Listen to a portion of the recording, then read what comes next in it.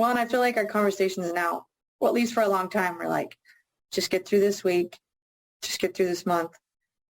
I feel like we kept having the same conversations in different capacities because I wasn't letting go of anything or willing to change anything for a while.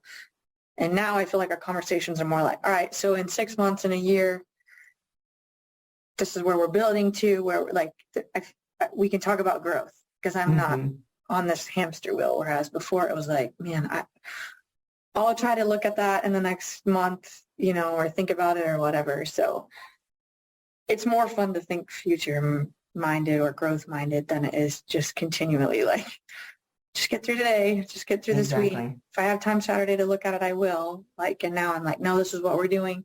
Hi, I'm Kelly Berry, VP of Operations here at Fitness Revolution. And at FR, we empower fitness business owners to build and grow profitable businesses that they are passionate about.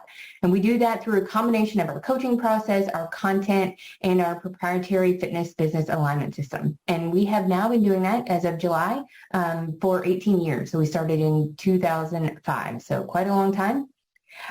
What's working now is our content series where we are surfacing and sharing what's working right now that our community at FR is having success with and that we feel like others would benefit from hearing about. So today I'm going to talk with Anna Woods from sheSTRENGTH. So welcome, Anna. And a lot about Anna. She's been doing this now for 20 years. So what I'm about to say is really just a snapshot of her many accomplishments, but she has a degree in exercise science. She's ACE certified. She's also a biomechanical exercise specialist. She's CrossFit level 1. She's a DNS running weight training exercise 1. Functional aging specialist. She was the 2017 PFP Personal Trainer of the Year finalist. She's been a 2-time Idea World Personal Trainer of the Year nominee, 2022 and 2023. And she's the CEO of sheSTRENGTH. And sheSTRENGTH is an online and in-person fitness and training program. She mostly trains, which we'll get into this a little bit more when we're talking about it, mostly trains women, athletes, and special needs population.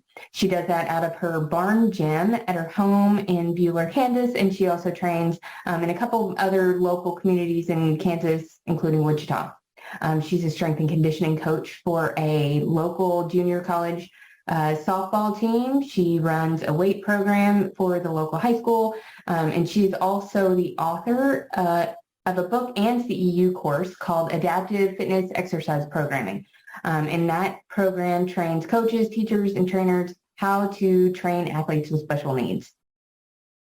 Did I miss anything? She's also a mom. She has 3 kids. Yeah, she does it all. Anything you want to add? No, that sounds great.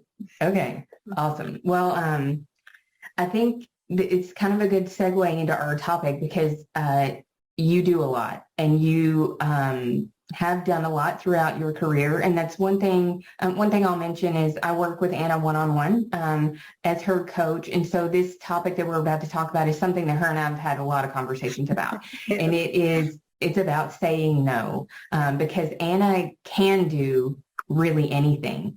But Anna has a vision for her business and what she wants to be doing. And you can't say yes to everything and continue to move towards that.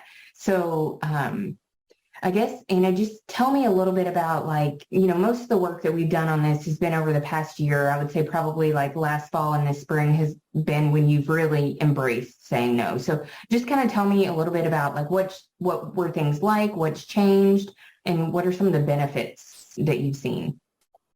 Yeah. So I've always had kind of the same business model of training women, but I've never really narrowed that down even smaller. So I've always helped moms with weight loss, middle-aged women wanting to get back into strength training, moms of the girls that I train. And so then I'd also train the girls and then the college athletes and then the class with special needs. And so people would come and be like, so what is your business or who do you train? And it would take me 10 minutes to try to put an explanation together on that. But I was also really comfortable doing that and felt like I had been successful doing that up until then. But is also experiencing just frustration, feeling like I was doing a lot of things good, but not a few things great. And I wanted to start focusing more on not feeling so spread thin and just getting by and skimming over things. I wanted to do things much more focused and really well. My family also played a factor in that. My son has Down syndrome, and so as he's gotten a little bit older, his needs have gotten higher. Therefore, I'm needing the business model of training out of my gym started my home because of him. And now as we've moved into more needs, my need to be more available to him, even outside of the home now, became a lot more. And then also I have a senior in high school. So a lot of things go into the factors of like, okay, I need to start cutting back. What's that going to look like? It's insanely scary, and I want to control everything and hang on to everything. So when that had been my comfort zone and business model for so long, it was extremely difficult at first. But we had a lot of conversations about goals, who you felt like, I know you challenged me to think about who I could best help, who I could most authentically give to, because that's a huge value for me, is remaining authentic. And then family-wise, what that looked like to still be available, what time in the evenings was my big thing. It was not having to be gone or train in my gym every evening and miss a lot of things with my kids. So once we started narrowing those down, a lot of my decision revolved around training the populations that my kids are involved in so that I can spend time with my kids and also work. So helping at the high school, helping at the college, teaching my kids and their friends in my gym. So we narrowed down my focus to basically training female athletes, basically ages 9 to 19, I guess, in special populations. So closing down any other options to have weight loss consults, middle-aged women group training classes, like I cut all of that and basically cut those hours, eliminated those options, and just started saying no to those things. If anything that came to me did not fit in those two categories, then I said no. And the first few was really, really difficult. I remember I was like, okay, what about this? How about one more? But it got easier the more I said no, because it simplified a lot of things for me, mental clarity as well as time. And it became easier to be like, well, nope, it doesn't fit in these two categories. I'll refer you here, or I can't help you. So I got my evenings back for the most part. And I've been able to simplify and perfect or improve on perfecting the services that I offered to those two populations. And as a result, like even since I made the official cut of my classes in the spring, and this is the biggest summer of kids classes I've ever had, the biggest summer of softball athletes I've ever had. And I've started 2 new contracts with special population providers, basically day service providers. So in saying no and legitimizing the 2 areas that I wanted to train in, I've been able to basically double down on business to where now I'm having to narrow down even more in those 2 areas and figure out what I want to do specifically in those 2 areas. So while it was scary and it seemed like I was going to lose all my business in my mind, it was actually the opposite. So in saying no to the things that like weren't serving you, but you kind of had held on to for a long time, it just opened up space and opportunity for these other things. And I think one thing, well, not one thing, but 3 things I want to mention that I think are really important is now, after saying no to a lot of things, you are now doing more of what you love. Yeah. You have a better work-life balance than you've had in a long time. I know for a while there, you were showing up to meetings just every time, like overwhelmed. But, you mentioned it, you're more focused. So your work-life balance is much healthier. And the third thing, which I think is probably one of the best benefits, and maybe one of the reasons that this was also scary, like your revenue is higher now. You've had 3 months in this year where you PR'd, so you've had personal records and gross revenue. So, those are 3 very significant like benefits from saying no. So although it's scary to do it up front, the benefit, which, it wouldn't have been as scary if you knew all those things were going to happen from the beginning. But they did. So I guess talk to me a little bit. What, I know like revenue is probably one of the biggest reasons that saying no is scary, but what are some of the other reasons It's a hard no to say. Because to me, it's not saying no to business. It's saying no to friends, clients that have become like family. Some of these clients that I am turning down now or turning away, I've literally seen my kids grow up 8 years, 10 years.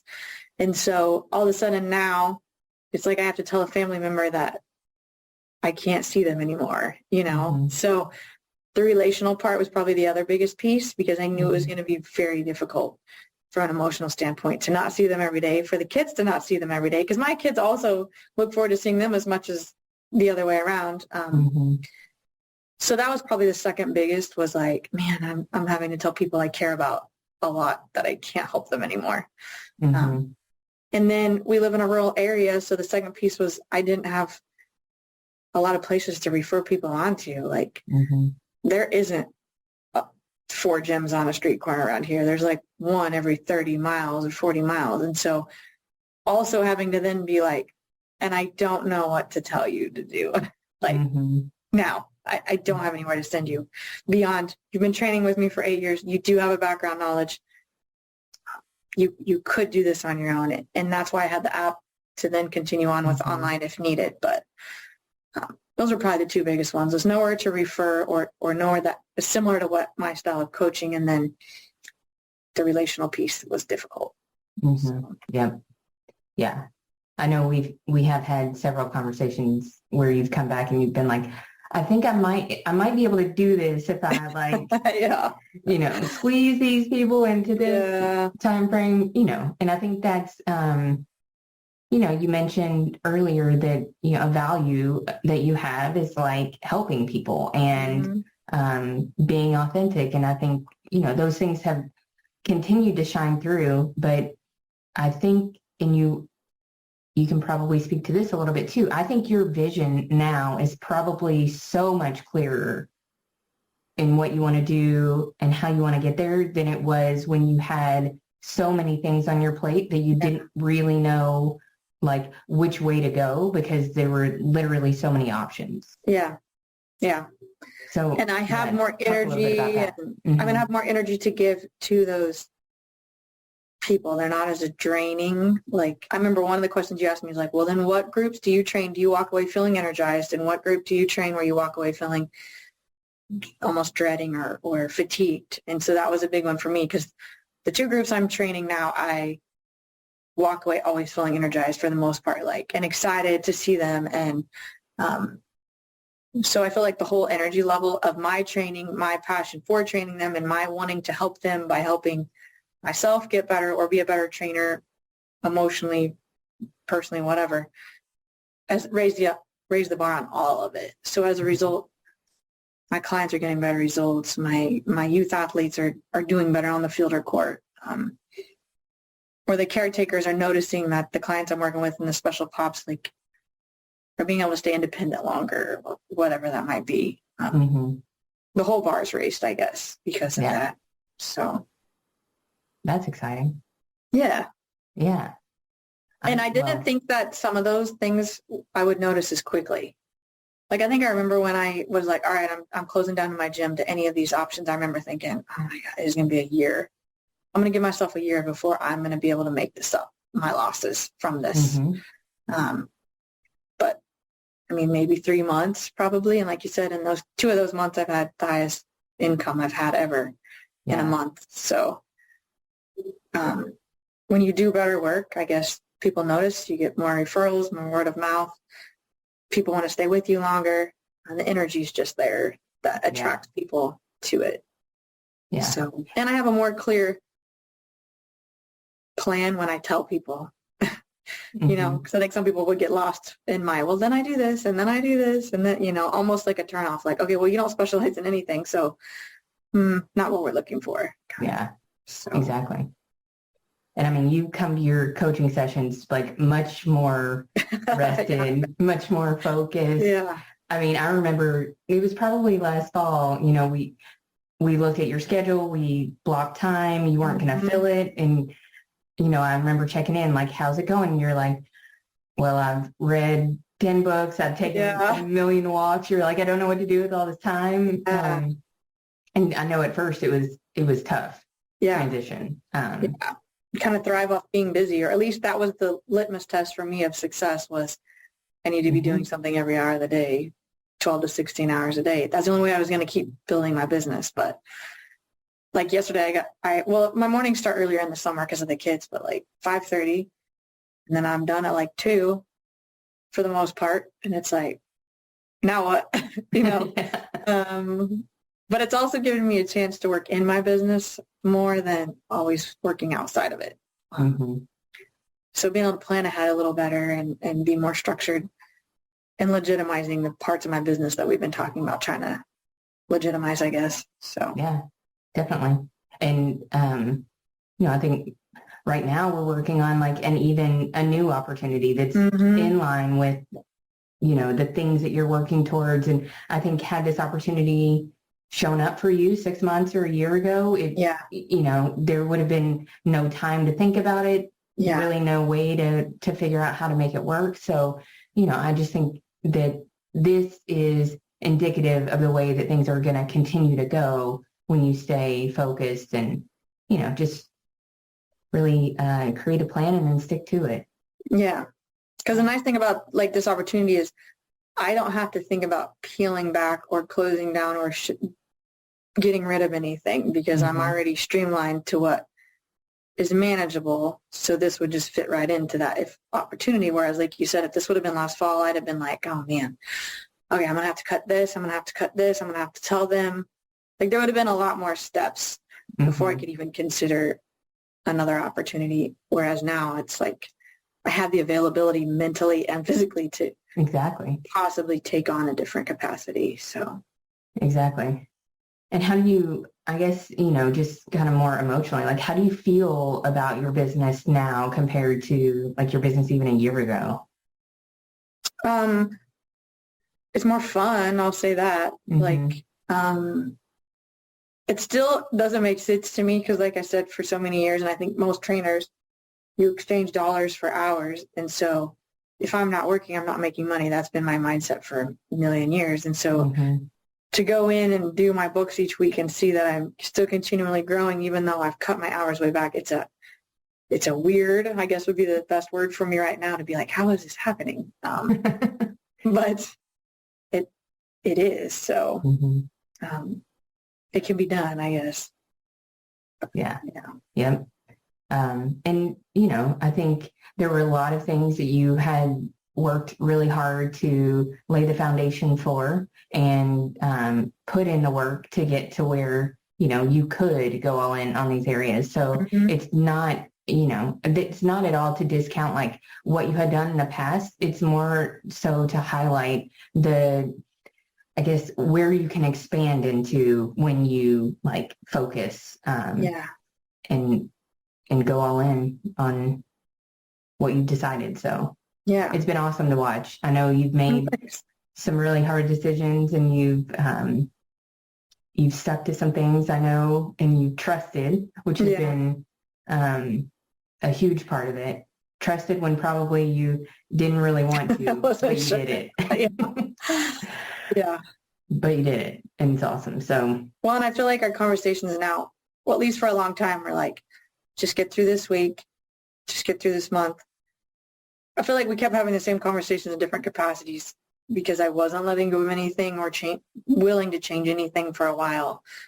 And now I feel like our conversations are more like, all right, so in 6 months, in a year, this is where we're building to, where like we can talk about growth because I'm not on this hamster wheel, whereas before it was like, man, I'll try to look at that in the next month, or think about it or whatever. So it's more fun to think future minded or growth minded than it is just continually like, just get through today, just get through this week. If I have time Saturday to look at it, I will. Like, and now I'm like, no, this is what we're doing. This is the plan. I've already written it out. Like, organized. Nothing changes if nothing changes, I think there's so many like principles that apply with training and nutrition that apply to business, but you gotta put in the work and you gotta keep your commitments and you'll see the results over time. So Awesome. Well, I appreciate you sharing that. It's been inspiring, and I'm proud of you. Well, thanks. So, I know, well, having accountability is a huge piece, kind of like you said, because I don't know if I was trying to do this on my own, I would have been able to do some of those things. But you were like, all right, let's put it in place. I know, you encouraged me, but also gave me like tough love of like, this is what has to happen to take the next step. And so having that combination, I think, was also huge because, like I said, I think I'd probably still be spinning my wheels a little bit. Too scared to make that next step had I not had accountability and tough love every month when we talk to make those decisions. So that was also a piece I don't want to discount either. But well, great. Thank you. Yep. I mean, we think everybody needs a coach, and it's for the reasons that you just said. A lot of this stuff is scary. You need, encouragement. You need someone to hold you accountable to doing the things that have been agreed upon and decided. And I think like a good coaching relationship has that balance of trust and also commitment to the plan on both of our parts. And I think that you and I work together really well like that. So that's been great to see. Yeah.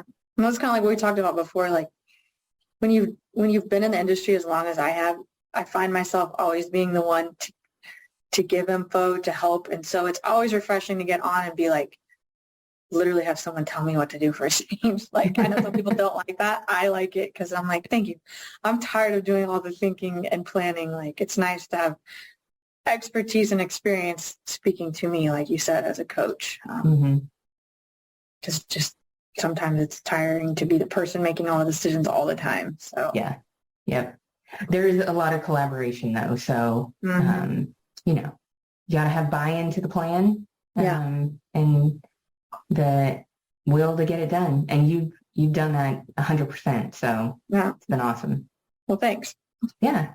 And I mean, the exciting part, I think, is like, we're where we are, but we have so far to go. And so far we can go, it's not like, well, we still have so far to go. It's like the opportunities are almost endless for you. And that's really exciting. So lots of work left to be done. Yes. It's a good feeling, not a dreadful feeling anymore. Exactly.